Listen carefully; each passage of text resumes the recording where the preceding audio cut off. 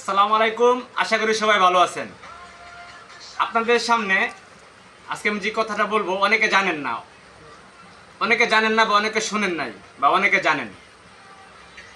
9 নম্বর sector ছিল বরিশাল, ঝালকাঠি, পিরোজপুর এবং খুলনার বেশিরভাগ অংশ নিয়ে 9 নম্বর সেক্টর ছিল। এই 9 নম্বর সেক্টরের কমান্ডার ছিলেন মেজর জলিল।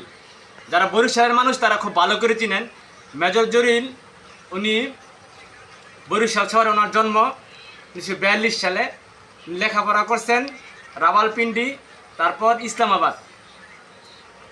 তো মেজর জলিলের কথা আজকে উঠলো কেন, কথাটা আপনাদেরকে এই জন্য বলতেছি। মেজর জলিল সাহেব দুঃখের কথা, উনি বাংলাদেশের সর্বপ্রথম দেশ স্বাধীন হওয়ার পরে উনি রাজবন্দী। তাহলে একজন সেক্টর কমান্ডার যদি দেশ স্বাধীন হওয়ার পরে প্রথম রাজবন্দী হয়, একজন মেজর এবং মুক্তিযোদ্ধা এবং সেক্টর কমান্ডার, এবং উনি প্রশিক্ষণ পর্যন্ত দিয়েছে মুক্তিযোদ্ধাদেরকে, তাহলে আপনারাই বলুন আওয়ামী লীগ দেশ স্বাধীনের পর থেকে কোনো সময়ই মানুষের বাক স্বাধীনতাকে তারা প্রাধান্য দেয়নি, তারা বাক স্বাধীনতা সবসময় হরণ করছে। তো মেজর জলিলের কথা যে বলতেছি একটাই কারণ, মেজর জলিল সাহেব যখন উনি বন্দী হলেন, তখন জেল থেকে মুক্ত হওয়ার পরে যখন জাতির আব্বা বাঙ্গাবল্টু শেখ মুজিবকে মারা হলো, হত্যা করা হলো, তারপর উনি যখন জিয়াউর রহমান আমলে জেল থেকে মুক্তি পেলেন, তখন উনি একটি বই লেখলেন কি, অরক্ষিত স্বাধীনতাই পরাধীনতা। এখন বইটা যে লেখলেন, বইটার মূল যে মুখ্য বিষয়, মুখ্য উদ্দেশ্য, এই মুখ্য কথাগুলি, ইম্পর্টেন্ট কথাগুলি ছিল একটাই, উনি যে কারণে জেলে গেছেন, কী কারণে। আপনাদের এটা জিনিসটা প্রশ্ন থাকতে পারে যে একজন সেক্টর কমান্ডার উনি প্রথম রাজবন্দী কেন হলেন। তো সম্পূর্ণ কথাগুলি ওনার বই লেখছে। তো ওনার বই যে লেখাগুলি ফুটে উঠছে, লেখাগুলিতে প্রথম প্রমাণ যখন আমতলা, বৈদ্যনাথতলা, মেহেরপুরে প্রবাসী সরকার যখন গঠন করে, তখন ভারতের সাথে যে মৈত্রী চুক্তি হয়েছিল, এই মৈত্রী চুক্তির সময় এই সম্পূর্ণ চুক্তিটা ছিল ভারতের স্বার্থান্বেষী।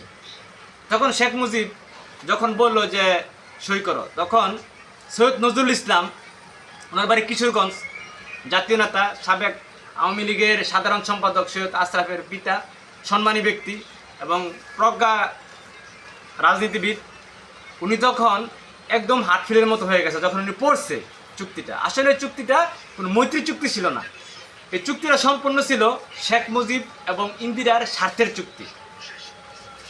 তো ওই থেকে নিয়ে মেজর জলিল সাহেব যখন দেশ স্বাধীন হলো, স্বাধীন হওয়ার পরে মেজর জলিল সাহেব উনি যখন দেখছে যে দেশ স্বাধীন হওয়ার পরে যেই জিনিসগুলি আমরা এদেশের যারা আমাদের সেক্টর কমান্ডার প্রধান শ্রদ্ধেয় এজি উসমানী সাহেব, ওনার নেতৃত্বে এগুলো একসাথে হইব, যে যুদ্ধ অস্ত্রগুলো বা যে যুদ্ধ সমরাস্ত্রগুলো পাকিস্তান ফালায় রেখে গেছে আমাদের দেশে, এগুলো তারা দখল করবে বা তারা আমাদের বাংলাদেশের রাষ্ট্রীয় কোষাগারে জমা হবে না করে, এই সমস্তগুলা লুণ্ঠন করে অরোরার নেতৃত্বে ভারত সরকার, ভারতের সেনাবাহিনীগুলো নিয়ে যাচ্ছিল। তখন এই সর্বপ্রথম প্রতিরোধ করছিল মেজর জলিল।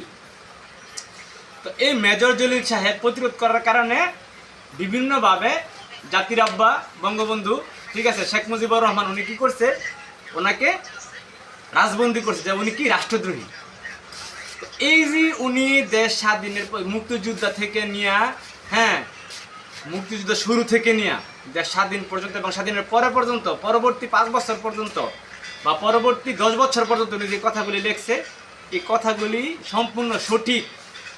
দেশ স্বাধীনের বা আমাদের যে দেশটা স্বাধীন হয়েছে তার অন্যতম এটা দলিল বলা যায়। এই বইটার নাম হয়েছে অরক্ষিত স্বাধীনতাই পরাধীনতা।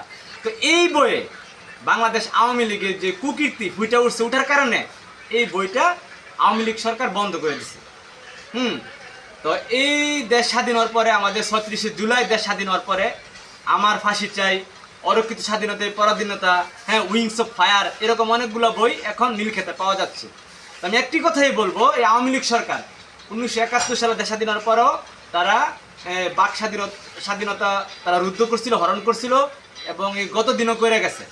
তো আপনারা যারা সচেতন তারা কোনোদিনও তাদেরকে আর সায় দিবেন না বা তাদেরকে আপনারা আর এই সমর্থন করবেন না, এসে ব্যক্ত করে আমার বক্তব্য শেষ করলাম। সেই সবাই ভালো থাকবেন।